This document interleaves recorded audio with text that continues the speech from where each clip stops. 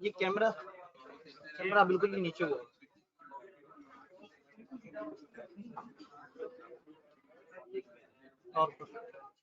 और करते जाए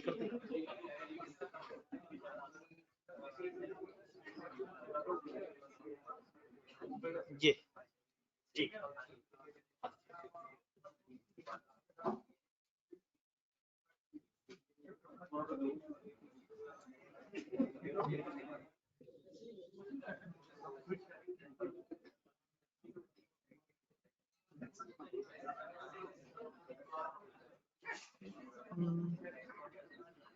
बाजल माइक, चूंकि उसमें तो माइक लगा होता था। ये किस चीज का? ये बताएं ऑनलाइन के लिए ना। अच्छा ठीक है, सही है, ठीक है। डन।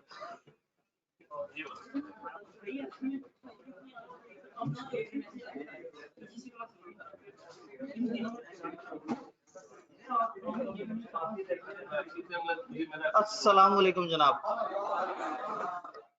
सामने वालों को तो आवाज भी आ रही है, तस्वीर भी आ रही है और स्क्रीन भी आ रही है। ऑनलाइन वालों को आवाज, तस्वीर, स्क्रीन तीनों चीजें क्लियर हैं? डन। अवाम का एक जम्मे गफीर लाइव स्ट्रीमिंग प्लस फिजिकल, बच्चे मिलके भी कमरे की आधी जगह ऑक्युपाई नहीं कर पाए। मेरा ख्याल था शायद आप लोग अकाउंटिंग न्यूमेरिकल सब्जेक्ट की मोहब्बत में तो हों, लेकिन यहाँ पे तो उन्होंने बताया कि इससे पीछे वाली जो FR1 है उसमें भी तकरीबन हालात मजीद मखदूश ही हैं। तो मेरे ख्याल में बच्चे सिर्फ इस वक्त 2 बजे वाली क्लास ले रहे हों शायद, कम से कम जो नहीं है सामने उसी पे ही गुमान कर लेते हैं कि चलो वहां आ जाते होंगे बच्चे। तो बच्चों को ये जो ऑनलाइन का चस्का लग गया है, दूसरे कैंपस ने सीधा काम किया हुआ है, वो फिजिकल वालों को ऑनलाइन की एक्सेस ही नहीं देते, तो वहां तादाद मुनासिब नजर आ रही है। यहाँ चूंकि आपको एक्सेस मिल गई है तो बस आवाम जो है, तो इसका मतलब इस एक्सेस की खात्मे पे कोई इकदाम होने चाहिए या महीने बाद एक्सेस मिल जानी चाहिए। हफ्ते बाद से भी आप लोग 1 हफ्ता पीछे हो जाएंगे, आपको कोई बिल्कुल दुख नहीं लगेगा। तो फिर फर्क क्या?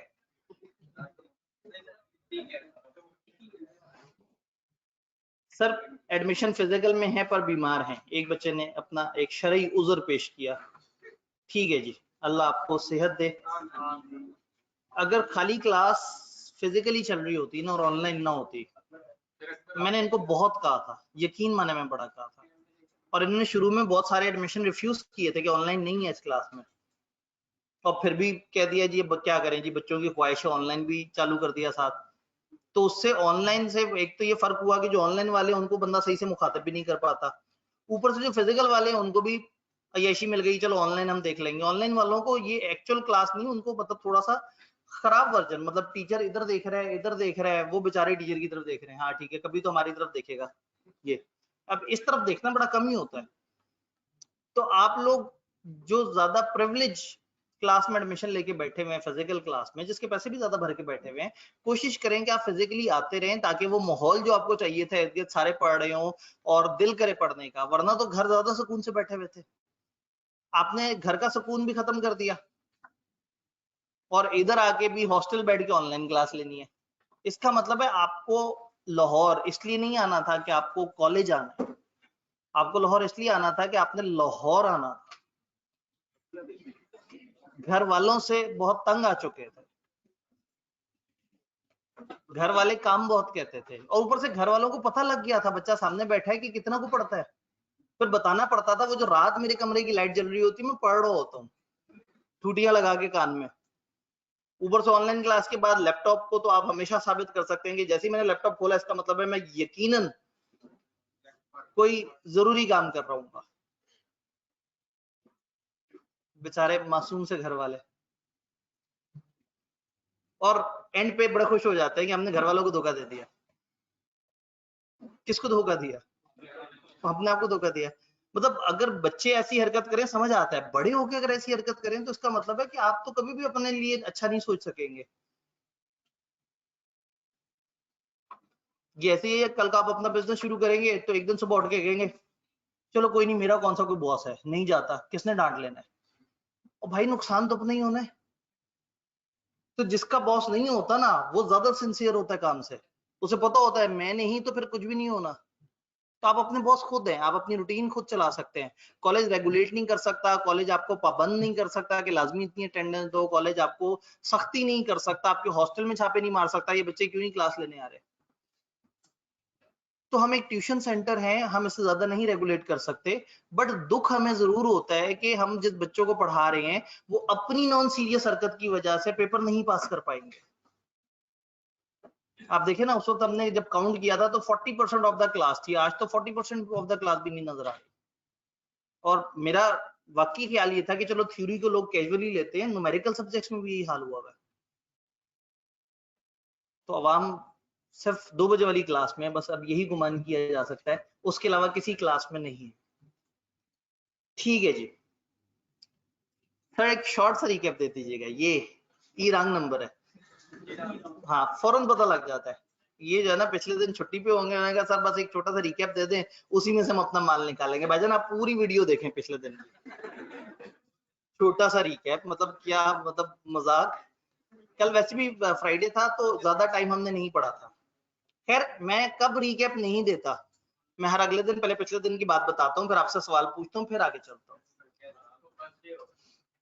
भाई के शत फर्स्ट डे हो, ठीक है जी। सर कल क्लास ली थी, ठीक है भाईजान परेशान ना हो, मैं आप पे मतलब इल्जाम नहीं लगा रहा।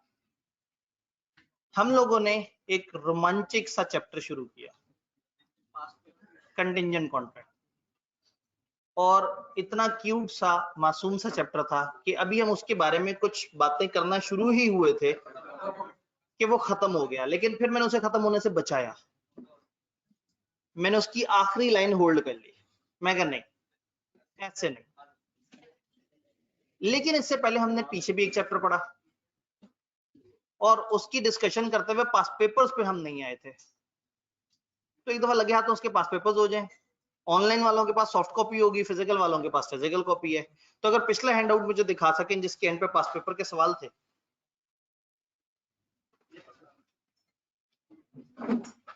नहीं जी, ये तो वो कल वाला ही है।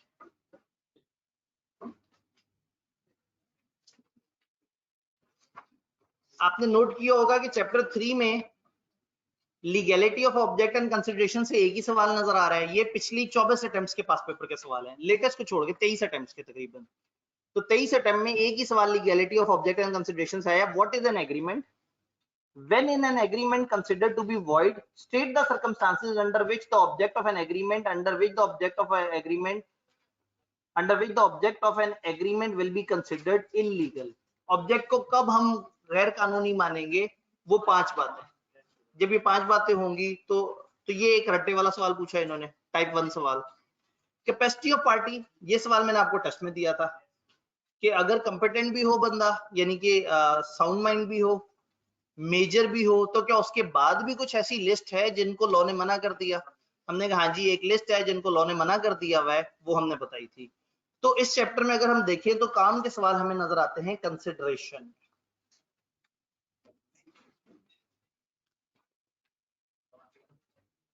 कंसिडरेशन का छठा सवाल जो हैंडआउट में था, describe the circumstances under which an agreement made without consideration is considered valid and binding under contract act. उन्होंने कहा बताएं वो एग्जांपल्स बताएं जहां बगैर कंसिडरेशन के भी कॉन्ट्रैक्ट चल जाता है। 4 एग्जांपल्स याद है? 7 नंबर का सवाल है, सारा ही लिख दें, छोटा सा प्यारा सा टेबल है, 7 नंबर के उन्होंने स्ट्रेट फॉरवर्ड सवाल पूछ लिया। एक एक करके ऊपर चलते हैं। Question 5, A was badly in need of money, A को पैसों की अशद जरूरत थी, and offered to sell his motorcycle worth 50,000 to be for 10,000 रुपए। उसको पैसों की बड़ी शदीद जरूरत थी, उसकी मोटरसाइकिल की वर्थ थी 50,000 और उसने कहा मैं 10,000 में बेचने पे तैयार हूं क्योंकि उसे पैसे की जरूरत थी। B accepted the offer, but before the motorcycle could be delivered, A received another offer for 35,000 and sold the motorcycle. B ने ऑफर एक्सेप्ट कर ली थी, कॉन्ट्रैक्ट क्रिएट हो गया था, लेकिन बाद में उसको एक और बंदे की तरफ से 35,000 की ऑफर आई और उसने उसको मोटरसाइकिल बेच डाली। सवाल क्या कहता चाह रहा है? A refused to carry out the contract with B. A ने कहा नहीं जी मैं तुम्हारे साथ कॉन्ट्रैक्ट नहीं चला सकता on the ground of inadequacy of consideration. उसने कहा तुमने पैसे ही बड़े थोड़े मुझे कहे थे। क्या इस वक्त ए ने जो किया है वो सही है? नहीं। कंसिडरेशन की कोई वैल्यू होनी चाहिए, चाहे वो कम भी हो। अगर वो फ्री कॉन्सेंट थी उस वक्त, अगर पार्टीज खुशी खुशी मान गई थी, तो बाद में आप ये नहीं कह सकते कि कॉन्ट्रैक्ट तो वॉइड था क्योंकि कंसिडरेशन कम थी। कंसिडरेशन का कम होना एक्सक्यूज नहीं बनाया जा सकता। तो आप ये देखें कि एक रूल छोटा सा, उन्होंने आपको एक सिचुएशन बना के आपसे सवाल पूछ लिया। चौथे सवाल की तरफ आते हैं। Tariq promised to pay Tahir for his services whatever amount Tariq might think reasonable. Tahir is not dissatisfied with the amount paid by Tariq. Tahir और Tariq ये दो अलग लोग हैं। Tariq ने Tahir को कहा कि जो Tariq को मुनासिब लगे वो उसकी पेमेंट हो जाएगी। Tahir is not dissatisfied with the amount paid by Tariq. Tariq ने जो पैसे दिए हैं वो उसको ठीक नहीं लग रहे, बताएं तारिक को सू कर सकता है। अब देखें मैंने आपको कहा कि टेस्ट में हम कई दफा मिलते जुलते नाम रखते हैं। अब तारिक और ताहिर इन्होंने ऐसा रखा है कि बंदा उलझ के रह जाता है कि कौन किसने पैसे देने हैं और किसने पैसे लेने हैं। तारिक ने ताहिर को पैसे देने का वादा किया उसकी सर्विसेज के लिए, वो अमाउंट जो तारिक को मुनासिब लगेगी, और बाद में अपनी तरफ से एक मुनासिब अमाउंट दे दी। सवाल ये है कि क्या ये वैलिड है? क्या ये ऑफर सर्टन है, क्लियर है? उसने कहा हाँ जो मुझे ठीक लगा मैं तुम्हें पैसे दे दूंगा। तो ये तो ऑफर ही ठीक नहीं थी, ऑफर में कंक्रीटनेस ही नहीं थी, क्लैरिटी नहीं थी, अमाउंट ही नहीं सर्टन हो रही थी। तो हम कहेंगे भाई ये तो बात ही अनसर्टन हो रही थी। मामला अदालत में जाए, हाँ अदालत अगर एक रीजनेबल अमाउंट दिलवा दे तो वो ठीक है। तो रीजनेबल अमाउंट का मतलब है जो उस सिचुएशन के हिसाब से, अगर अमाउंट तय ना भी हुई भी हो तो फिर अदालत कह देती है अच्छा चलो जितनी अमाउंट रीजनेबल है। लेकिन यहाँ अमाउंट प्रॉपर एग्री ही नहीं हुई। जब एग्री नहीं हुई तो इसका मतलब है कि ये प्रॉपर अरेंजमेंट ही नहीं हुआ। क्लियर? अभी असल में इनके सॉल्यूशंस भी आपसे शेयर नहीं हुए क्योंकि किताब में मुख्तलिफ सॉल्यूशन, जैसे ये छठा वाला है, कौन से सर्कमस्टांसेस में कंसिडरेशन वैलिड होती है, चाहे मतलब कंसिडरेशन ना भी हो तो वैलिड होता है।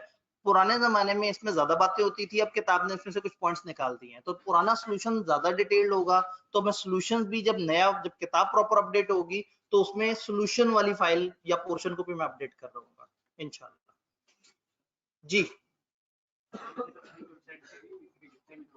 जी बिल्कुल। अगेन वही बात है कि सारे एसेंशियल्स पूरे होने जरूरी है ना। प्री कॉन्सेंट भी है, पार्टीज भी कॉम्पिटेंट है, एक्सेप्टेंस भी है, लेकिन ऑफर गलत है। ऑफर सर्टेन होनी चाहिए, डेफिनेट होनी चाहिए, और याद हमने कहा था उसमें ये डाउट ना हो कि कितने रुपए और किस तरह से, बड़ा क्लैरिटी हो इतनी चीज इतने पैसे। तो यहाँ वो अमाउंट क्लियर नहीं है, वो सर्विसेज की। जी जी। अब ए बी को डैमेजेस देगा बेसिकली। अब सवाल ये है कि डैमेजेस कितने देगा, इसके ऊपर एक पूरा चैप्टर पढ़ेंगे कि अगर एक बंदा दूसरे के साथ कॉन्ट्रैक्ट तोड़ दे तो कितने पे करेगा, जितना एग्री हुआ था या जितना उसका नुकसान हुआ है। उसको 50,000 की चीज या 10,000 में देने के लिए तैयार हो गया था। अब अगर ये मुकर गया तो मार्केट से कितने की मिलेगी, तो नुकसान कितना हुआ? 50,000। 10,000 वो पे करने के लिए तैयार था, 40,000 उसे इजाफी देने पड़ेंगे। तो ये थोड़ा सा डिफरेंट रूल्स होते हैं इसके कि हमने डैमेज को कैलकुलेट कैसे करना है। अभी हम कॉन्ट्रैक्ट खत्म होने के बाद की चीजों में नहीं, अभी हम कॉन्ट्रैक्ट को क्रिएट करने वाले स्टेप पे। जी क्लियर हुआ? देखिए जब कॉन्ट्रैक्ट प्रॉपर क्रिएट ही नहीं हुआ, इसका मतलब है कि ये एक वॉइड अरेंजमेंट था जिसमें एक बंदे ने दूसरे को सर्विसेज प्रोवाइड कर दी। एमी हम आगे जाके पढ़ेंगे कि अगर एक कॉन्ट्रैक्ट वॉइड भी हो जाता है तो फिर अदालत कहती है अगर किसी ने दूसरे को कोई फेवर दिया तो वो फेवर वापस कीजिए। तो वो हम थोड़ा सा आगे जाके देखेंगे। इसमें फिर अदालत कहती है कि इतनी रीजनेबल कंपनसेशन होनी चाहिए। In each of the case in G question 4 में क्या है?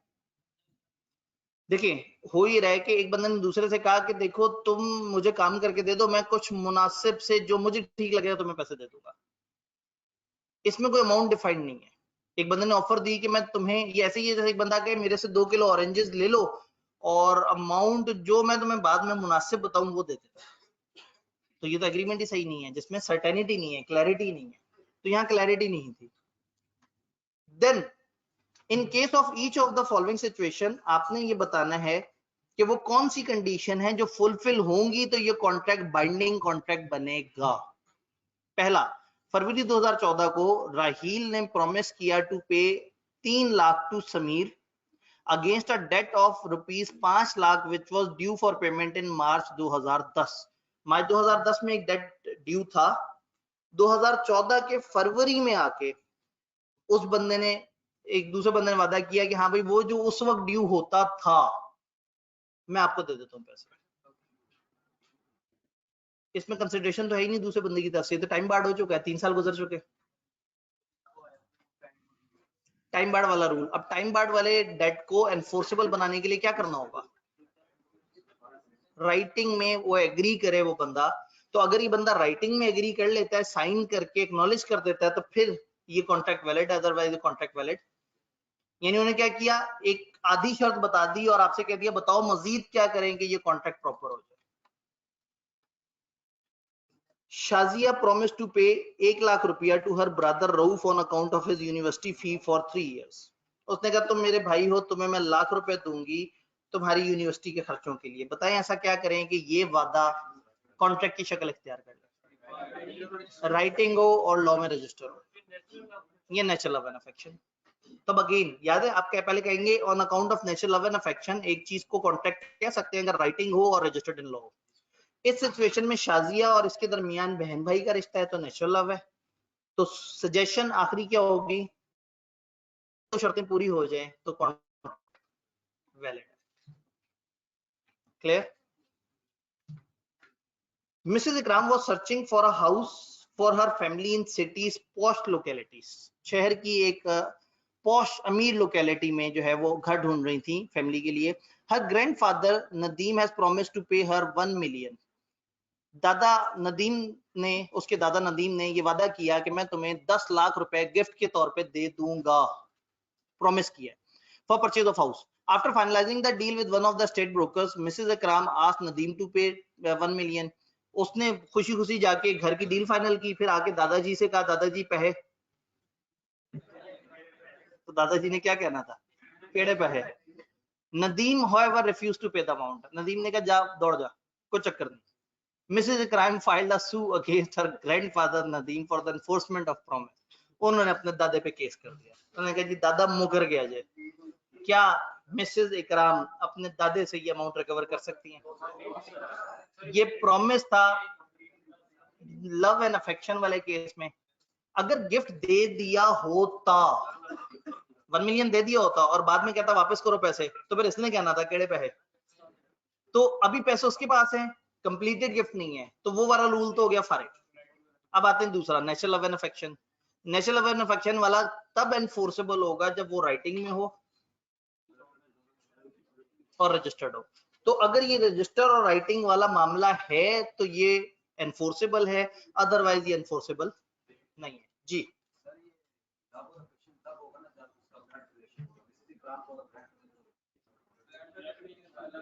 हाँ, तो ग्रैंडफादर किसे कहते हैं? आप असल में ससुर वाली साइड पे चले गए मुझे लगा। ये ग्रैंडफादर उसके अपने जाती ग्रैंडफादर। उसमें ये नहीं लिखा कि मिसेस इकराम के जो शौहर मिस्टर इकराम हैं उनके ग्रैंडफादर, कहीं लिखा तो नहीं, नहीं उसी के दादाजी। अगर ये होता ना मिस्टर इकराम के दादा ने मिसेज इकराम से वादा किया, तो फिर हम कहते कि नहीं ये अब जरा दूर चला गया मामला।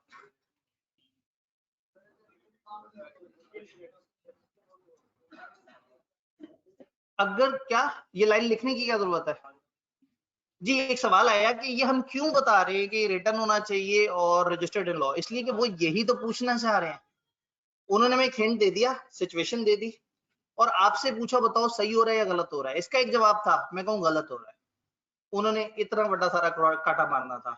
याद है एग्जामिनर कमेंट में क्या कहा था कि भाई बच्चे रीजन नहीं बताते।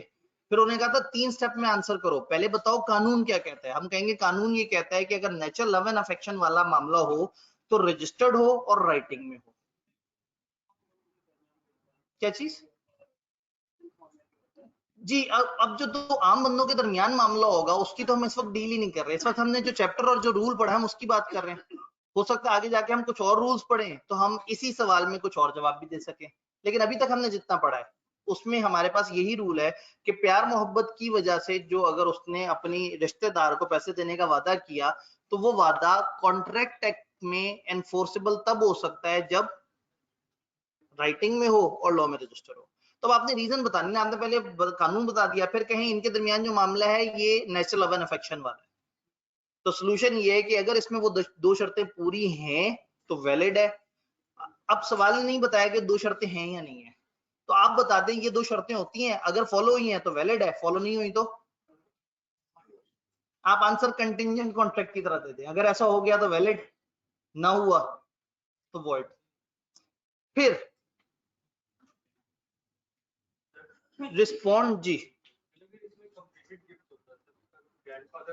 अगर कंप्लीटेड गिफ्ट होता, अगर उसने गिफ्ट दे दिया होता और बाद में वो ग्रैंडफादर कहता है जी मेरे पैसे वापस करो, और वो ग्रैंडफादर केस कर देता, तो हम जवाब ये देते कि चूंकि ये कंप्लीटेड गिफ्ट है तो ये हो चुका है, कंसिडरेशन थी, तो अब वो ये वापस नहीं मांग सकते।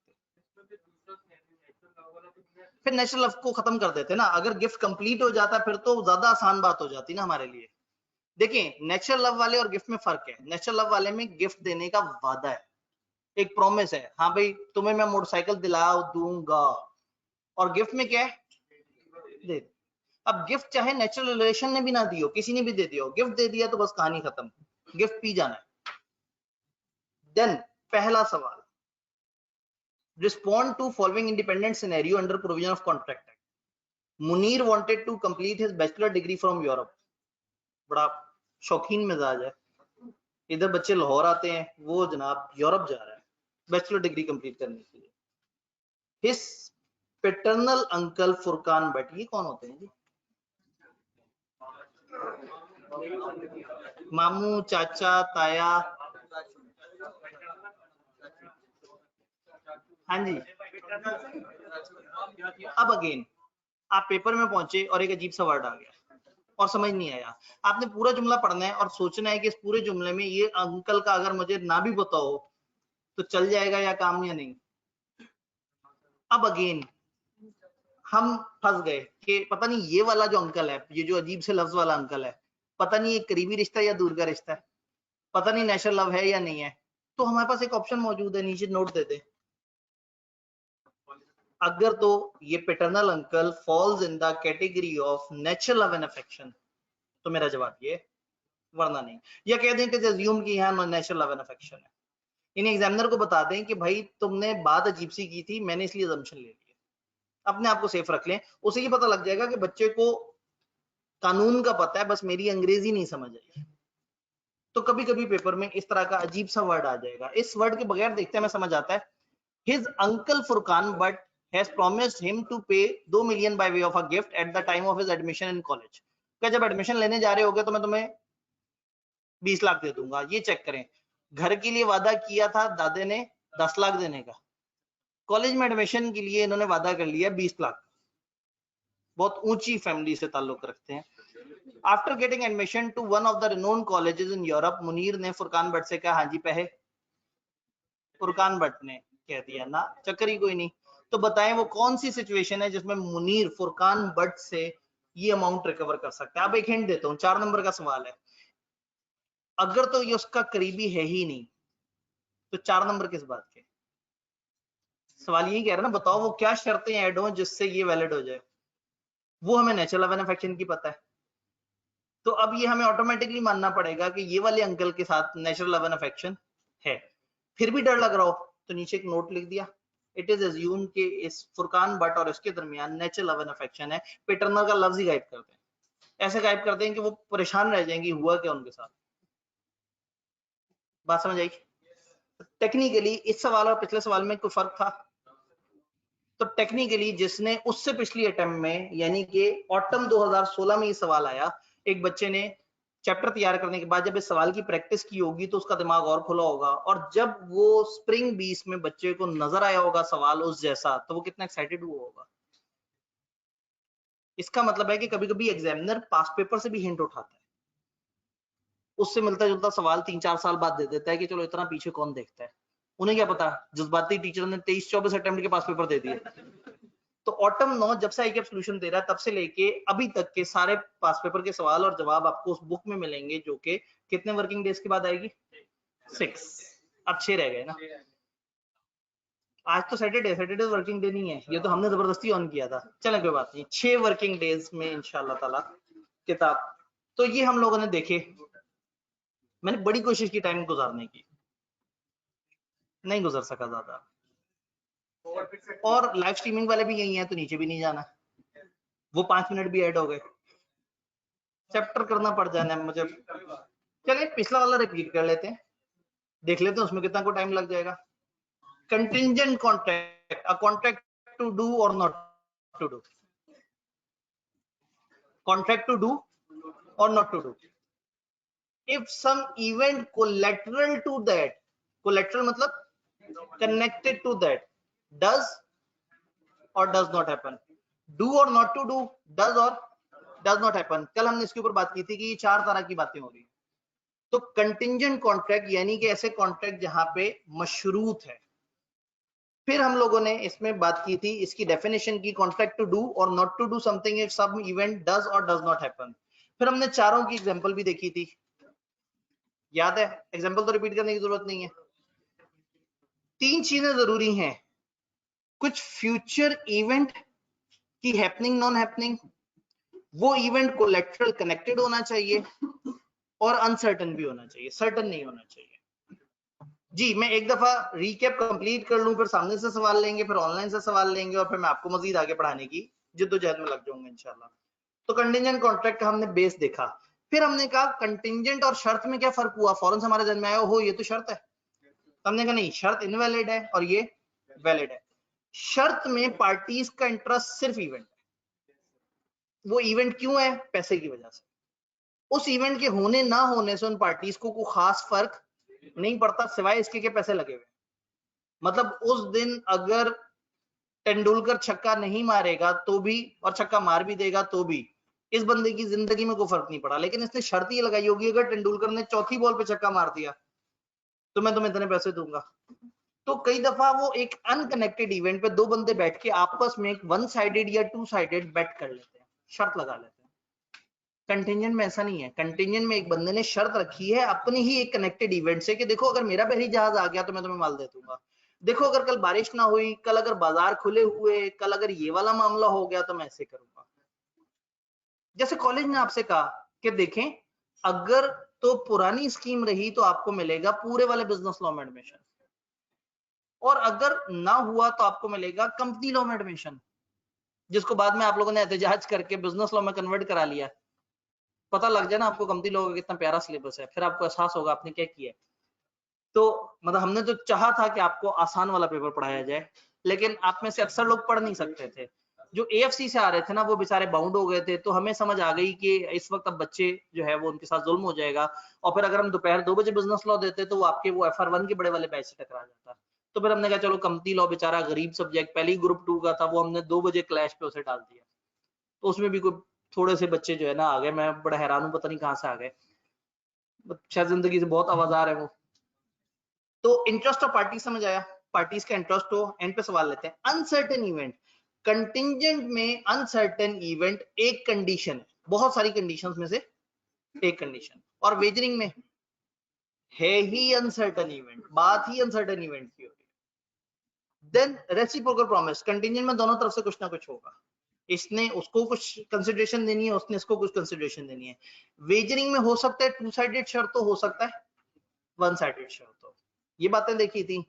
फिर एक टेबल था, जो टेबल मैंने टेबल आपको दिखाता तो आप परेशान हो जाते। मैंने आपसे आसान आसान सवाल पूछे थे कि अगर आपने कहा कि अगर ये इवेंट हुआ तो ये चीज ऐसे है, तो वो इवेंट होने पे वैलिड होगा, और अगर वो इवेंट होना इम्पॉसिबल हो जाए, फिर अगर टाइम डिफाइंड हो तो और आसान हो जाता है कि उस टाइम तक हो गया तो ठीक है, उस टाइम तक ना हुआ या पहले इम्पॉसिबल हो गया तो वॉइड। फिर नॉट हैपनिंग की हमने बात की। नॉट हैपनिंग एक खास, नॉट हैपनिंग बगैर टाइम के, अगर नहीं हुआ तो वैलिड तब होगा जब वो नहीं होगा। नहीं होगा मतलब जब वो इम्पॉसिबल हो जाएगा, और अगर वो हो गया तो वॉइड हो जाएगा। फिर अगर एक टाइम डिफाइंड हुआ, वो इस टाइम तक नहीं हुआ, तो जब वो टाइम पूरा हो जाएगा तो वॉइड हो जाएगा, मतलब वैलिड हो जाएगा, और उस टाइम से पहले ही अगर इम्पॉसिबल हो गया तो भी वैलिड हो जाएगा। तो अब अगेन ये डिपेंड करता है कि आपने जो कंटिजेंसी रखी है वो होने पे रखी है या ना होने पे रखी है, विद टाइम रखी है, विदाउट टाइम रखी है। अगर टेबल कंफ्यूज करे, परेशान नहीं होना, वो वाली बातें आपको क्लियर है, वो वाली बातें क्लियर है। फिर हमने इम्पॉसिबल इवेंट की बात की। अगर एक इम्पॉसिबल इवेंट पे कंटिजेंसी है, अगर एक बंदे ने दूसरे से कहा देखो मैं तुम्हें तब माल सप्लाई करूंगा जब वो हमारा मरा हुआ दोस्त उठ के आ जाए, अब ये एक इम्पॉसिबल इवेंट है, तो अगर इस इम्पॉसिबल इवेंट के ऊपर कंटिजेंट करेंगे तो वो एग्रीमेंट भी गलत होगा। या एक बंदे ने दूसरे से कहा जैसे ही मेरा बहरी जहाज आएगा मैं तुम्हें माल दूंगा, और बहरी जहाज इसके ये बोलने से पहले ही डूबा हुआ है, इसको नहीं पता बेचारे को। तो इसे पता हो या ना पता हो, बहरी जहाज तो डूबा हुआ है, तो इसने जो एग्रीमेंट किया वो तो कभी भी एग्जीक्यूट नहीं हो सकता, क्योंकि वो बहरी जहाज तो कभी भी नहीं आ सकता। तो अगर एक इम्पॉसिबल इवेंट हो तो वो कंफर्म वर्ड हो। यहां तक हम लोगों ने गुज़िश्ता लेक्चर में पढ़ा था। आखिरी रूल फ्यूचर कंडक्ट वाला मैंने होल्ड कर लिया था। मुझे बताइए यहाँ पे सवाल फिजिकल ऑडियंस के। नहीं जी, सवाल ये था वेजरिंग एग्रीमेंट एनफोर्स हो सकता है? नहीं, क्योंकि जो वॉइड है वो एनफोर्स नहीं हो सकता। हम आगे जाके चैप्टर 4 में इसकी कुछ एक्सेप्शंस पढ़ लेंगे, कुछ जगह हो सकता है जी। नॉन हैपनिंग वाला, नॉन हैपनिंग की एग्जांपल कुछ डिफरेंट लेते हैं। अगर नई स्कीम ना आई तो आपको मिलेगा कैफ 3 बिजनेस लॉ, जिसमें एम लॉ और सी लॉ होता है। शर्त क्या है? अगर नई स्कीम ना आई। ये कब होगा वैलिड कॉन्ट्रैक्ट? जब नई स्कीम ना आई। कब तक नहीं ना आई? रीजनेबल टाइम तक, क्लासेस स्टार्ट होने तक अगर ना आई तो फिर नहीं आ रही। जब नहीं आ रही तो आपको मिलेगा पुराना बिजनेस लॉ। या कॉलेज वाले कह देते हैं जी देखें 1 अक्टूबर तक अगर नहीं आई तो हम आपको पुराना पेपर पढ़ाएंगे। तो 1 अक्टूबर गुजर जाती और नई स्कीम ना आती तो पुराना पेपर मिलता। तो कभी कभी ऐसा होता है कि आप कहते हैं वो ना हुआ तो हम इस तरह से कर लेंगे। बात समझ आई? अब इसी को नीचे टेबल में देखते हैं। टाइम फिक्स है? नहीं, बस उन्होंने कह दिया नई स्कीम ना आई तो क्या होगा। कब एनफोर्सेबल होगा? जब इवेंट इम्पॉसिबल हो जाए। अगर आईकेप कह देता नहीं आनी, इम्पॉसिबल हो गया, तो एनफोर्सेबल है। और अगर आ जाती तो ये कॉन्ट्रैक्ट वाइड हो जाता। हम आपको पुराना पेपर पढ़ाएंगे अगर नई स्कीम ना आई। अगर आ गई तो पिछला कॉन्ट्रैक्ट वाइड, अब एक नया कॉन्ट्रैक्ट होगा। कॉलेज ने तो आपको दोनों शर्तें बता दी थी। देन अगर टाइम डिफाइंड हो, 1 अक्टूबर तक नई स्कीम ना आई तो ये कब एनफोर्सेबल होगा? अगर टाइम एक्सपायर हो जाए और वो इवेंट ना हो, या वो इवेंट इम्पॉसिबल हो जाए। या तो 1 अक्टूबर गुजर जाती और नई स्कीम ना आती, या 1 अक्टूबर से पहले ही आईकेप कह देता नहीं आनी। क्लियर जी? अगर यकम के बाद आती तो पिछला वाला कॉन्ट्रैक्ट हमारा वैलिड था, आपको पुराने बिजनेस लॉ में एडमिशन मिल जाता। फिर आप बाद में कहते कि ये कॉन्ट्रैक्ट क्रिएट होने के बाद कुछ मसला हुआ है। शुरू के जो चैप्टर्स हम पढ़ रहे हैं ना, हमारी अजम्पशन ये है कि अभी कॉन्ट्रैक्ट क्रिएट हो रहा है। आगे हम पढ़ेंगे परफॉर्मेंस वाले चैप्टर, वो हमें बताएंगे कि अगर क्रिएट होने के बाद कोई मसलो मसाइल हो तो क्या होगा। अभी तो कॉन्ट्रैक्ट ही नहीं क्रिएट हो रहा, क्योंकि ऑफर ही डिपेंडेंट है इवेंट पे। इवेंट के होने ना होने पे ऑफर वैलिड होगी। तो अगर कॉन्ट्रैक्ट शुरू हो जाता और बाद में अचानक से नई स्कीम आ जाती तो फिर वो अगले चैप्टर्स में हम जाके पढ़ेंगे, छठे में, सातवें में, कि उसका हम क्या करते हैं। डन जी जी जी जी। वेजरिंग एग्रीमेंट रेसिप्रोकल हो भी सकता है और नहीं भी हो सकता, दो साइडों से भी शर्त हो सकती है, एक साइड से भी, चाहे दोनों साइडों से शर्त हो चाहे एक साइड से शर्त हो, वो है ही गलत, क्योंकि इलीगल है ना, कानून ने मना किया।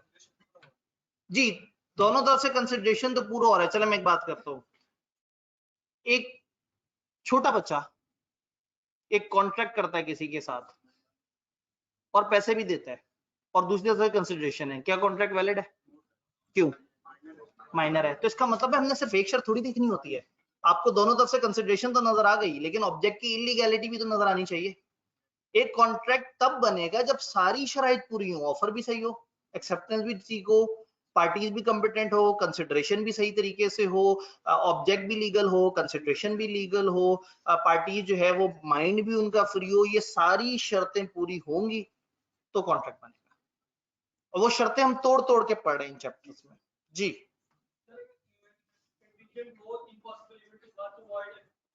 व्हाट एब एन इशू होगा, बिल्कुल सही कहा। अगर तो इवेंट है ही इम्पॉसिबल तो इसका मतलब है वो बात करते समय ही गलत हो रही थी। अगर at the time of making contract वो इवेंट इम्पॉसिबल है, आपको पता है या नहीं पता वो एक अलग चक्कर है, लेकिन वो इवेंट अगर इम्पॉसिबल है उस वक्त तो ये वॉइड एब इन इशू होगा। एक को भी ना पता हो और दोनों में से किसी को भी ना पता हो तो भी ये वॉइड एब इन इशू है, क्योंकि देखें इन्हें पता है या नहीं है, बहरी जहाज तो नहीं आने वाला ना, तो इसका मतलब ये कॉन्ट्रैक्ट तो कभी भी एग्जीक्यूट नहीं हो सकेगा, तो इसका मतलब है ये था ही गलत हमेशा से, ये एग्रीमेंट की बुनियाद ही गलत थी, क्योंकि बहरी जहाज तो डूबा हुआ था। क्लियर? सामने से फिजिकल ऑडियंस से कोई और सवाल? ऑनलाइन भाई सर यूनिवर्सिटी वाले में नेचुरल लव एंड अफेक्शन आ सकता है? जी बिल्कुल, आप सी के ऊपर ही डिबेट करेंगे। Happening of impossible event repeat कर दें, ये थोड़ी देर पहले सवाल आया है, ठीक है, ये आपके सवाल से पहले आया था, ये मैंने रिपीट कर दिया। सर हैपनिंग वाला भी रिपीट कर दें। चले कॉलेज की ही एग्जांपल ले लेते हैं। हैपनिंग में कॉलेज ने कहा बच्चों अगर नई स्कीम आ गई, फर्ज करें कॉलेज ने आपको पहले बीलो बोला होता, अगर नई स्कीम आ गई तो हम आपको कैफ 4 वाला बीलो पढ़ाएंगे। अगर नई स्कीम आ गई तो हम आपको कैफ 4 वाला बीलो पढ़ाएंगे, तो ये कॉन्ट्रैक्ट कब वैलिड होगा? जब नई स्कीम आ जाए। और अगर नई स्कीम ना आए तो या तो हमें खबर मिल जाए कि नई स्कीम नहीं आ रही तो फारिग हो जाएगा।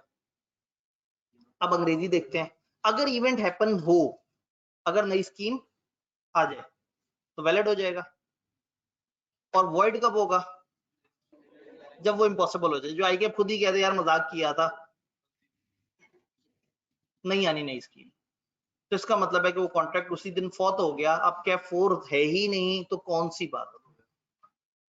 और इसी तरह से अगर टाइम डिफाइन किया हुआ होता कि देखें जी अगर तो 1 अक्टूबर तक नई स्कीम आ गई तो फिर हम आपको नया वाला कैफ 4 पढ़ाएंगे, तो फिर 1 अक्टूबर तक नई स्कीम आ जाती तो नया वाला पढ़ता, और अगर 1 अक्टूबर तक नहीं आती या पहले से ही मना हो जाता तो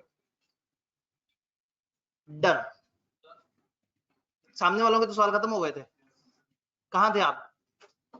चलें पूछ लें, लेकिन पता है वरना फिर क्या है, फिर आप सवाल रिपीट करेंगे, फिर इधर से सवाल रिपीट होगा, फिर इधर से सवाल रिपीट होगा, फिर इधर से सवाल रिपीट होगा, फिर इधर से सवाल रिपीट होगा। चैप्टर तो मैंने खत्म कराना ही है, मैंने कौन सा भाग जाना है? अगली क्लास 2 बजे होती है ना, बहुत मार्जिन है मेरे पास, पूछे सवाल। आखिरी सवाल हमारे पास फिजिकल ऑडियंस की तरफ से, अनसर्टन, ठीक है, ये मेरे ख्याल में आप बीच में से कोई जुमला पढ़ रहे हैं जो आपको परेशान कर रहा है।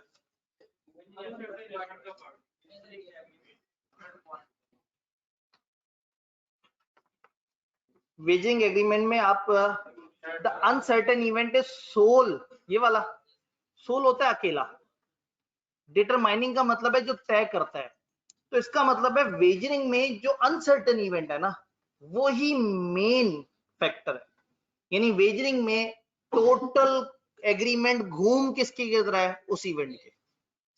फकत उसमें वही इवेंट है, लेकिन कंटिंजेंट में वो इवेंट शर्तों में से एक शर्त है। मतलब एक रेगुलर कंटिंजेंट कॉन्ट्रैक्ट में 10-12 शर्तों में से हो सकता है एक शर्त वो इवेंट भी हो। तो कंटिंजेंट में वो सिर्फ कोलेटरल है, सिर्फ कनेक्टेड एक शर्त है, मतलब बहुत सारी चीजों में से एक कनेक्टेड शर्त, जबकि वेजरिंग में है ही बस वही इवेंट। क्लियर? ले जी, अब हमें आगे पढ़ना पड़ेगा। ये हैंडआउट जिस अजीब सी अंग्रेजी हमें सामने नजर आई। क्या हमारे पास कोई ब्लैक स्क्रीन है? हमारे पास कोई ब्लैक स्क्रीन बनानी पड़ेगी। ब्लैक स्क्रीन बनाते हैं। एक आर्टिफिशियल ब्लैक स्क्रीन भी बन सकती है, लेकिन वो गायब हो जाती है। नहीं जी, आपके सामने एक नई ब्लैक स्क्रीन तैयार करेंगे।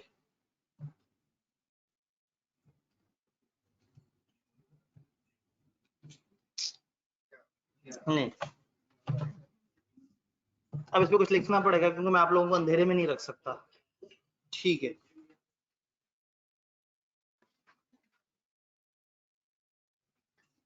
एक एग्जांपल जिससे ये आखिरी पॉइंट समझ आ जाता है।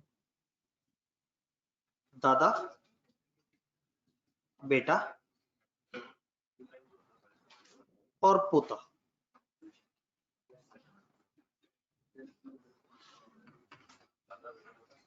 दादा, बेटा और पोता। एक दिन एक पोते ने, यानी कि एक बच्चे ने अपने बाप से कहा, अब्बा जान, मेरे सारे दोस्त बहुत अमीर हैं। इसलिए नहीं कि उनके वालिदैन अमीर हैं, इसलिए कि उनके वालिदैन में ये करेज है कि वो अपने बच्चों को असासे ट्रांसफर कर सके। किसी दोस्त के पास उसके फादर की तरफ से ट्रांसफर किया हुआ प्लॉट है, किसी दोस्त के पास फादर की तरफ से आई हुई गाड़ी है। वो दिन कब आएगा जब आप मुझे प्लॉट देंगे गिफ्ट में? जो दरमियान में वो जो इसके अब्बा और दादाजी का बेटा है वो परेशान हो गया। उसने कहा, बेटा ये सदियों से चली आ रही जुल्म की एक रीत है, मेरे अब्बा ने भी मुझे प्लॉट ट्रांसफर नहीं किया। उसने कहा ये क्या बात है? उसने कहा चलो एक काम करते हैं, कंटिंजेंट कॉन्ट्रैक्ट करते हैं। अगर मेरे फादर ने मुझे प्लॉट ट्रांसफर कर दिया तो मैं तुम्हें ट्रांसफर कर दूं। अगर मेरे फादर ने मुझे प्लॉट ट्रांसफर कर दिया तो मैं तुम्हें ट्रांसफर। इस वक्त जिस इवेंट पे कंटिंजेंट है कॉन्ट्रैक्ट, वो है future conduct of a person. दादाजी के एक एक्शन पे डिपेंडेंट है। अगर दादे ने बेटे को ट्रांसफर कर दिया प्लॉट, तो बेटा इस प्लॉट को बच्चे को ट्रांसफर करेगा। ऐसे ही है। तो वैलिड कब होगा ये कॉन्ट्रैक्ट? जब दादा वो एक्शन करेगा। वॉइड कब होगा?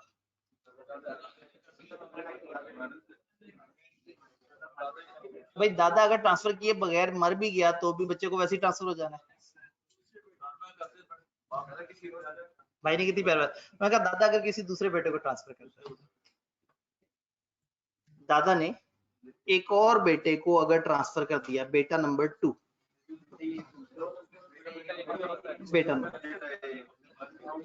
किसी दोस्त को ट्रांसफर कर दिया, कह देंगे दोस्त भी अगर कोई ना हो, चैरिटी में दे दिया, खैरात कर दिया, बीवी को ट्रांसफर कर दिया, बेच दिया। इसका मतलब है कि ये कॉन्ट्रैक्ट सिर्फ तब वैलिड होगा जब दादा वो करे जो आपने बोला है। और अगर दादा कुछ ऐसा करे जिससे दादा वो ना कर सके जो आपने बोला है, लॉ में इसी तरह से लिखा हुआ है, इसलिए मैं अल्फाज घुमा के बोल रहा हूं। अगर दादा वो करे जो लिखा है तो वैलिड है, और दादा वो करे जिसके बाद वो ना कर सके जो लिखा है। अगर दादा कुछ ऐसा एक्शन करे जिस एक्शन की वजह से ये इम्पॉसिबल हो जाए कि वो एक्शन कर सके जिस एक्शन पे कॉन्ट्रैक्ट कंटिंजेंट है, यानी अगर दादा ने वो दूसरे बेटे को ट्रांसफर कर दिया तो इस एक्शन के बाद दादा इस काबिल नहीं रहा कि वो ये वाला प्लॉट इस वाले बच्चे को ट्रांसफर कर सके। हाँ, बाद में हो सकता है कि रिमोट कंटिजेंसी हो कि वो बेटा बाद में दादा को ट्रांसफर कर दे और दादा बाद में इस वाले को ट्रांसफर कर दे, लेकिन फिलहाल तो फौत हो गया ना मामला। आईकेप ने एक एग्जांपल दी शादी की, उन्होंने उठाई इंडियन किताब से एग्जांपल, उसमें कहा ए ने बी से कहा कि अगर तुम मेरे साथ शादी करो तो फॉर एग्जांपल मैं इतना इनाम दूंगा या इतने पैसे दूंगा या व्हाटसोएवर, और उस बी ने ए के बजाय सी से शादी कर, विच रेंडर्स इट इम्पॉसिबल कि अब वो ए से शादी कर सके। यहां अगेन ये इंपॉर्टेंट है कि बी का जेंडर क्या है। भाई मेल है तो 4 शादियां साइमल्टेनियस हो सकती हैं, फीमेल है तो ये इन्होंने इंडियन उससे एग्जांपल उठाई जहां पे एक वक्त में एक से ज्यादा शादी करना धर्म की खिलाफ वर्जी है। एमसी कुचल से एग्जांपल उठा ली और पाकिस्तानी कल्चर में फिट कर दी। तो आपने वो शादी वाली एग्जांपल को, ये दादा बेटा और पोता कितनी शरई कितनी खानदानी सी मिसाल हमारे सामने मौजूद है, जिसमें जनानी भी कोई नहीं, सुकून से, मतलब आप बड़ा फोकस होके दादा बेटा पोता, आप जो है वो शेरशाह कैंपस के माहौल के एन मुताबिक इसमें शादी वाली बातें सुनते आपके जहन में आता क्या शादी क्या, मतलब आप तो मतलब भाई आप तो हॉस्टल में भी लड़के ही लड़के देखते हैं, कॉलेज में भी, तो आपको तो भूल गया होगा ना।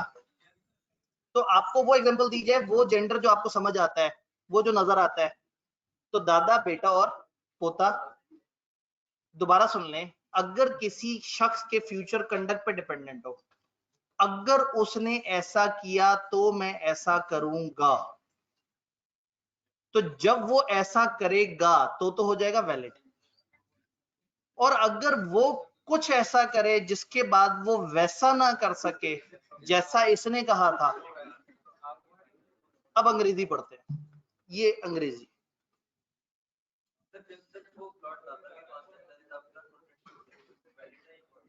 हवा में, क्योंकि अभी तो कंटिजेंसी है ना, वो ट्रांसफर इन्हें कर दे वैलिड हो जाएगा, किसी और को कर दे वॉइड हो जाएगा।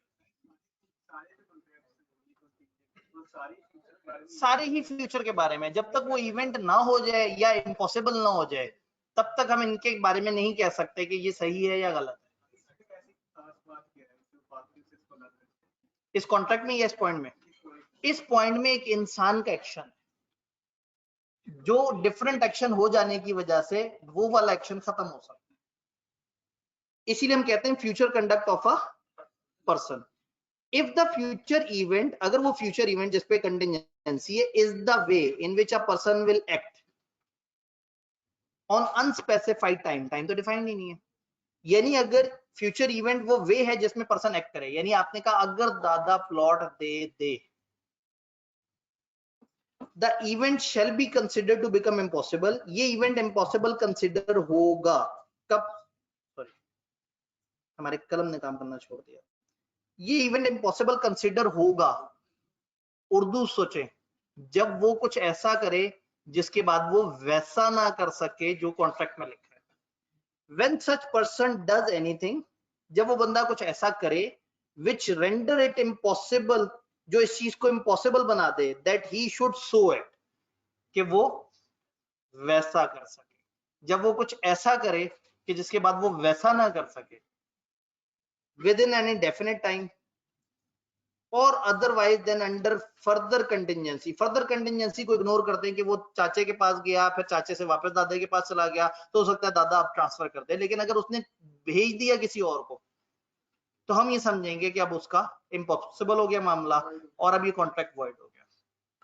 तो जब भी कोई कॉन्ट्रैक्ट किसी इंसान के किसी एक्शन पे डिपेंड करता है, तो अगर तो वो एक्शन हो जाए तो वैलिड हो जाता है, और अगर वो इंसान कोई ऐसा एक्शन कर ले जिसके बाद ये एक्शन पॉसिबल नहीं रहा तो वो वॉइड हो जाता है। अंग्रेजी थोड़ी डिफिकल्ट है, लेकिन अगर ये दादा पोता ये एग्जांपल जहन में होगी तो फिर मामला जरा इजी हो जाएगा।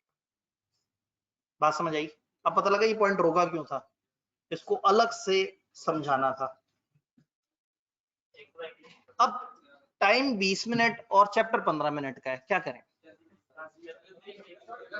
मसला ही नहीं है, इसका मतलब है चैप्टर 15 मिनट का है और टाइम 20 मिनट है। आप लोग सवाल पूछने की कोशिश करेंगे? सवाल?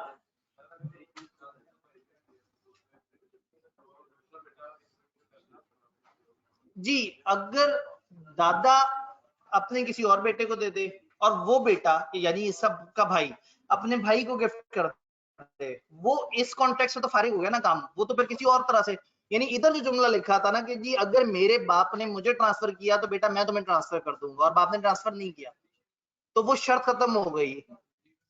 अब अगर इस बाप का भाई बाप को ट्रांसफर कर दे तो बाप अपने बेटे को ट्रांसफर करने का पाबंद नहीं है, क्योंकि शर्त क्या थी, दादे ने ट्रांसफर मुझे किया तो मैं तुम्हें ट्रांसफर करूंगा।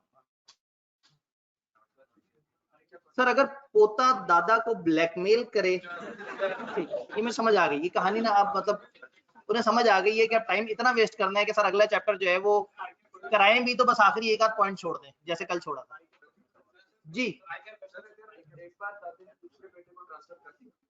खत्म हो गई कहानी, बस खत्म हो गई, बस खत्म हो गई, बस खत्म हो गई। ये पता है कहाँ लिखा है, आखिरी जुमले में, otherwise that under further continuation, उन्होंने कहा मजीद गहराई में नहीं उतरना, मजीद नहीं सोचना, अगर ऐसा हो जाए और वैसा हो जाए और वैसा करके तैसा हो जाए, मतलब ब्रेक लगा दो बस। तो ये जो आखिरी पॉइंट है ये ब्रेक लगाने के लिए है कि भाई अब इतना मजीद अंदर उतरे कि अगर कल को दोबारा घूम के दोबारा से एक्टिव हो जाए। पहली शर्त थी वो जैसे ही दूसरे बेटे के नाम पे गया फौत हो गई, अब इसमें मजीद गहराई में उतरेंगे तो परेशान हो।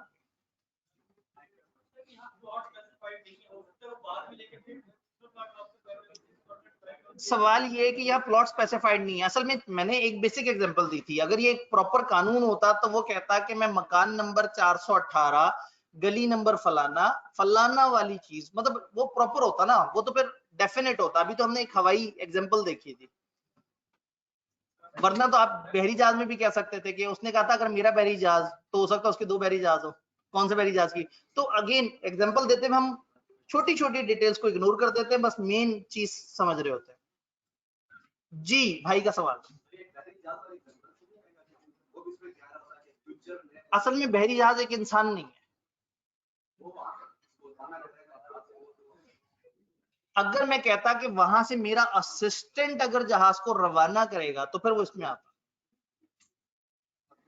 और असिस्टेंट ही मर जाए तो इसका मतलब है ये जो आखिरी पॉइंट और इससे ऊपर वाले पॉइंट में फर्क है, बाकियों में कोई इवेंट है जिसमें कोई बेजान चीज या कोई कोई वाकया है, जबकि आखिरी पॉइंट में एक इंसान का एक तर्ज अमल है जिसके ऊपर हमने वो कर दिया कि अगर उस इंसान ने वैसा किया तो ऐसे में अगर वो इंसान इस काबिल ही ना रहे कि वैसा कर सके, ठीक है कोई बात नहीं, इंसान है ना, जब भी किसी इंसान के कंडक्ट पे हो तो आखिरी वाला पॉइंट, अगर दादा ट्रांसफर करे और बेटा पोते को ट्रांसफर ना करे तो बताएं क्या है ये बेटे ने गुनाह किया है, कॉन्ट्रैक्ट की खिलाफ वर्जी की है, क्योंकि कॉन्ट्रैक्ट उस दिन वैलिड हो गया था जब दादा ने बेटे को ट्रांसफर कर दिया। अब अगर ये पोते तक इसने ना पहुंचाया तो पोता इस पे केस कर सकता है। ट्रांसफर फी 2 दफा क्यों भर रहे हैं, डायरेक्ट ही दादा पोते को ट्रांसफर कर दे, लेकिन हो सकता है बेटे को उसने 4 प्लॉट ट्रांसफर करने और उसने 4 अलग अलग बच्चों से 4 अलग अलग वादे किए हुए। जी बात थोड़ी सी समझ आई, कौन सा वाला पॉइंट दोबारा,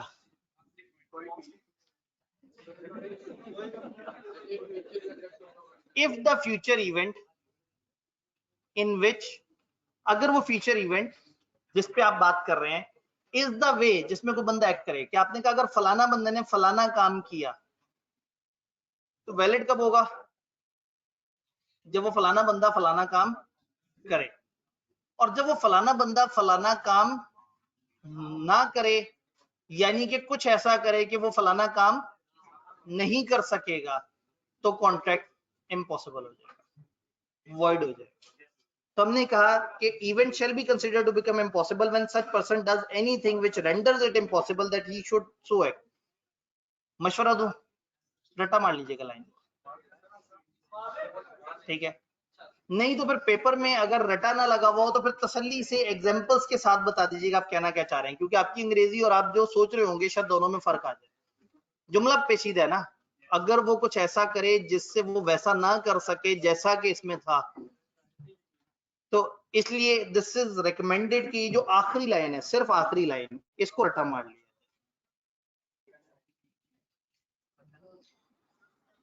हाँ हाँ, आप नहीं बच सके। आप बच ही नहीं सकते। आपका क्वेश्चन बैंक तब होगा ना जब आप घर जाके पूरा चैप्टर एक दफा पढ़ लेंगे और अगले दिन आपके सवाल जवाब सारे, क्योंकि मैंने पूरा चैप्टर कराया ही नहीं था, कल पूरा चैप्टर थोड़ी हुआ था, मंडे को टेस्ट है। मामला नाजुक होता जा रहा है, नाजुक मराहिल में दाखिल होता जा रहा है। अवाम के चेहरे पे शरारत है, अवाम की नीयत खराब है।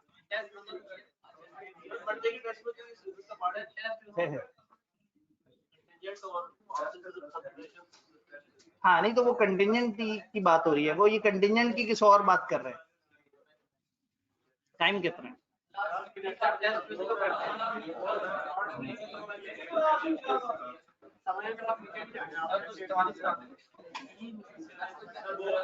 दिखाई हैंड आउट।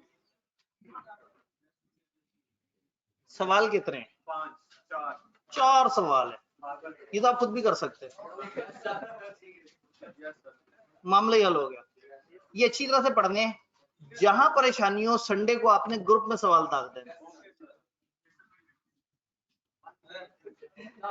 मैसम भाई वहां लड़ते हैं, असल में मैसम भाई के भी ना सब्र का एक पैमाना होता है। आप लोग सामने हैं तो आपको तो कलेक्टिवली डांट पिलाई जा सकती है, उधर एक बच्चा शरारत करता है उसे डांट पिलाओ, थोड़ी देर बाद एक और बच्चा आके शरारत कर देता है। या तो हम डांट पिला के और ग्रुप को एडमिन मोड पे और डांट को हाईलाइट कर दे कि भाई ए डांट है खा जाओ। तो प्रॉब्लम है जब आप क्लास में नहीं काबू आते तो ग्रुप में तो आप बिल्कुल ही समझ रहे होते हैं कि मैं तो बिल्कुल एक अलग दुनिया में हूँ, तभी मैं ग्रुप में जाने की हिम्मत नहीं करता कि वहां माहौल ही और चल रहा होता है, वो एक अलग दुनिया है। थोड़ा सा आप मेरे जज्बात जो है वो मजरू कर रहे हैं। चलें जी, Zubair agrees to construct a bungalow for Ubaid for ₹20 million। ऐसे क्यों करें, हम तो रिवर्स चलते हैं, पुराने से नए की तरफ आते हैं। खैर वो दोनों छापा ही है एक दूसरे का, पहले ही पढ़ लेते हैं। Zubair agrees to construct a bungalow for Ubaid for ₹20 million on condition that payment will only be made after Munir, an architect, certifies that the bungalow has been constructed in accordance with layout plan। Zubair ने कहा कि वो उबैद को 2 करोड़ में एक बंगला बना के देगा। देखिए अब थोड़ा सा तो मुनासिब हुआ ना, वो तो 1 मिलियन में प्लॉट खरीदने जा रही थी खातून पिछले वाले सवाल में। खैर वो शायद वो पुराना दौर हो शरीफ लोगों वाला, अब शायद ये लेटेस्ट दौर है तो वो उसमें आप मतलब नए पाकिस्तान की नई कीमतें लगी हुई हो। तो 2 करोड़ का एक घर वो बना के देगा, लेकिन शर्त यह है कि पेमेंट सिर्फ तब मिलेगी जब एक आर्किटेक्ट मुनीर तस्दीक करेगा कि ये बंगला प्लान के एन मुताबिक बना है। Under the provision of contract act 1872 describe the nature and validity of the above contract. इस कॉन्ट्रैक्ट की नेचर क्या है? Contingent contract. नेचर ये है कि ये एक कंटिंजेंट कॉन्ट्रैक्ट है। कब होगा वैलिड? जब वो सर्टिफाई करेगा, और अगर वो सर्टिफाई नहीं करेगा तो वैलिड नहीं है। तो बात समझ आई जी? अब अगेन मुनीर का फ्यूचर कंडक्ट क्या? मुनीर का फ्यूचर कंडक्ट ये है कि वो एक सही ओपिनियन दे कि हाँ भाई सब ओके है, और अगर मुनीर कह दे ओके नहीं है, मुनीर कुछ ऐसा कर दे जिसके बाद वो वैसा ना कर सके, यानी मुनीर कह दे बेकार बना हुआ है, गलत बना हुआ है, तो कॉन्ट्रैक्ट फारिग। हाँ ये असल में फ्यूचर कॉन्ट्रैक्ट कंडक्ट कैसे कह लें या इवेंट कह लें, दोनों तरीके से सॉल्यूशन सेम है कि अगर वो मुनीर सर्टिफाई कर दे तो ओके है, और अगर वो सर्टिफाई ना करे या कह दे गलत बना हुआ है तो वॉइड। 2 नंबर का क्यूट सा सवाल था। 4 नंबर का सवाल, वजीर सेड टू सोलत, I will buy speed boats worth 10 million from you if you obtain the license for me to operate the boats at Clifton Beach। अगर तुम मुझे क्लिफ्टन बीच पे लाइसेंस दिलवा देते हो तो मैं तुमसे 10 मिलियन की बोट्स खरीद लूंगा। अगर तुम मुझे लाइसेंस दिलवा देते हो तो मैं तुमसे 10 मिलियन की बोट्स खरीद लूंगा। सोलत एग्रीड, सोलत ने कहा मसला ही कोई नहीं, लाइसेंस तो अपने बाएं हाथ का खेल है, and applied for the license and deposited 100,000 as processing fees, और उसने ₹1,00,000 प्रोसेसिंग का जमा भी करा दिया गवर्नमेंट को। However, before the issuance of license, the city government imposed ban on issuance of new license. Licence के इशू होने से पहले ही अचानक से उन्होंने लाइसेंस बैन कर दिया. Solat wants Wazir to buy the speed boats as he has made necessary effort to arrange the license. उसने कहा जी मैंने तो लाइसेंस की कोशिश कर रहा था, अचानक से गवर्नमेंट ने ही इसको इम्पॉसिबल कर दिया. तो देखें जी भाई ने तो मेहनत की है ना, भाई का तो कुछ बनता है.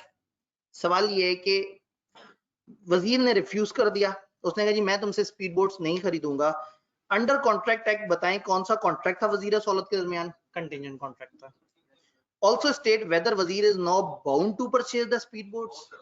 नहीं, क्योंकि इम्पॉसिबल हो गया वो इवेंट. चाहे इम्पॉसिबिलिटी पता थी या नहीं पता थी, अब वो इवेंट हो ही नहीं सकता. अब वो लाइसेंस, और शर्त क्या थी?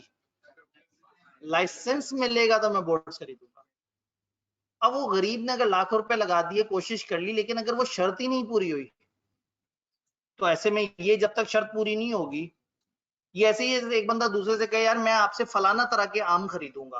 अब दूसरा कोशिश करता रहे, खर्चा करे, मेहनत करे, तगो दो करे, और बाद में कहे नहीं मिल सके. लेकिन देखें भाई की मेहनत चेक करें, आप मेरे से वो अमरूद ले जाए, तो कहेगा नहीं यार, मतलब मैं जो शर्त रखी थी वो शर्त ये थी मुझे ये आम अवेलेबल कर दो, मैं खरीद लूंगा.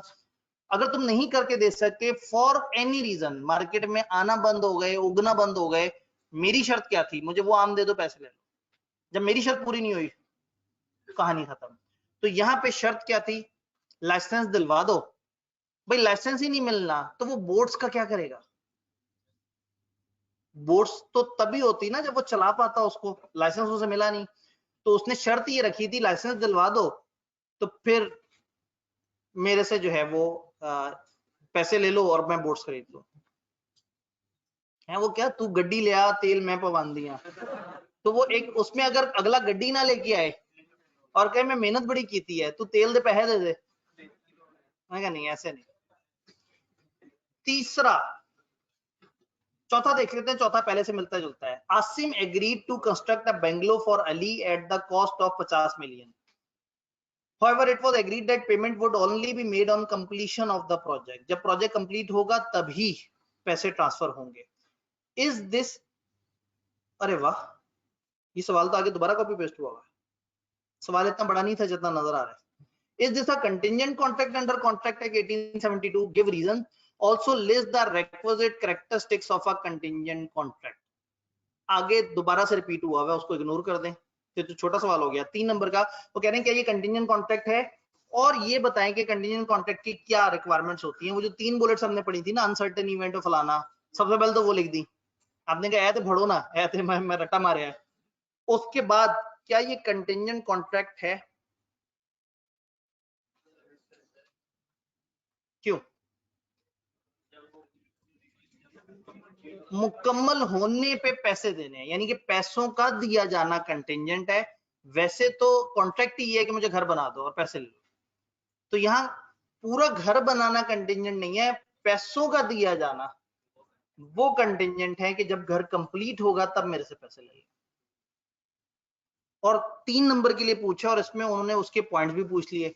तो इसका मतलब है हल्की सी डिस्कशन आपने इस पे की कि हाँ भाई ये पेमेंट कंटिंजेंट है यहाँ, और आगे वो 3 एसेंशियल्स बता दिए. तीसरा आखिरी सवाल, ये अभी तक जितने भी सवाल आए हैं पिछली अटेम्प्ट को छोड़ के जितने भी सवाल आए हैं 2009 से अब तक, वो सारे आपके सामने हैं इस यूनिट से. Two wrestler Goga and Shida agreed to play a wrestling match on condition that if any of them would fail to appear for the match, he would have to pay 5,000 to the other party. दोनों ने आपस में ये तय किया है कि देखो अगर तुम ना आए उस दिन तो 5,000 का जुर्माना होगा. Winner was to receive 20,000 out of sale proceeds of the ticket.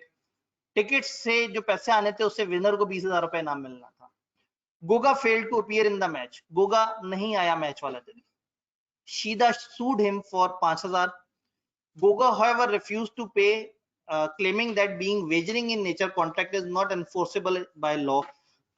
उसने कहा जी ये तो शर्त थी, ये तो कंडीशनल कॉन्ट्रैक्ट ही नहीं था, ये तो शर्त रखी थी जो नहीं आएगा वो पैसे देगा. क्या ये शर्त थी? अगर बाहर बैठा एक शख्स कहता देखो गोगा ना आया तो मैं पैसे दूंगा, तो वो एक और बात होती. ये तो गोगा और शीदा का आपस का ही मैच था, इनका इस मैच के इवेंट से ताल्लुक था, तो यहाँ पे मैच वाले दिन अपीयर होना जरूरी था। तो यहाँ पे उसकी बात बिल्कुल गलत है। हम कहेंगे नहीं भाई ये वेजरिंग नहीं है, पार्टी का इंटरेस्ट था उस दिन आने या ना आने में, क्योंकि वो मैच होना था और मैच से उन्होंने जीत या हार का फैसला करना था।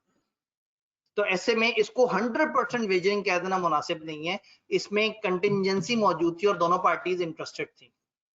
हाँ, लेकिन अगर गवर्नमेंट ने पाबंदी लगा दी हो कि इस तरह का आप नहीं शर्त रख सकते, फिर वो वेजरिंग बन जाता। लेकिन सवाल ने हमें जितनी इंफॉर्मेशन दी है उसकी बेस पर हम कह देंगे कि भाई ये वेजरिंग नहीं है, क्योंकि इसमें दोनों पार्टीज को उस मैच के साथ इंटरेस्ट है। डन। तो आप लोगों ने ये चैप्टर अलोंग विद इसके पास पेपर्स कवर कर लिया, मकसद पूरा हो गया। ठीक है, एक मजे की बात बताऊं, मैंने कॉसाई कॉन्ट्रैक्ट अभी कराना ही नहीं, शुगल था। ये इतना आगे का चैप्टर है, ये तो 8वां चैप्टर है, 5वें के बाद चौथा करेंगे, हमारा पहला जोन कवर हो जाएगा 25 नंबर का। 2 दिखाए तो आपने 1 कराने दिया ना, वरना आपने कहा नहीं नहीं सर इतना चैप्टर नहीं सर, पूरा चैप्टर करा दिया सर, क्या करेंगे, रुल जाएंगे। और मैंने आपको कल भी कहा था कि कल हमने पास पेपर भी डिस्कस करने हैं। भाई की एक्टिंग इतनी जानदार थी। टेक्स्ट में क्या है, चैप्टर 5 और 3 का कंसिडरेशन। डन, इंशाल्लाह ताला मिलते हैं। जी जी, ओरिएंटेशन वाले दिन आपने कहा था कि मेरा ये है कि हर चैप्टर के ना मेरे तो नोट्स बने में, आप लोग अपने भी बाय हैंड नोट्स बने। सर ये बता दें चैप्टर याद कर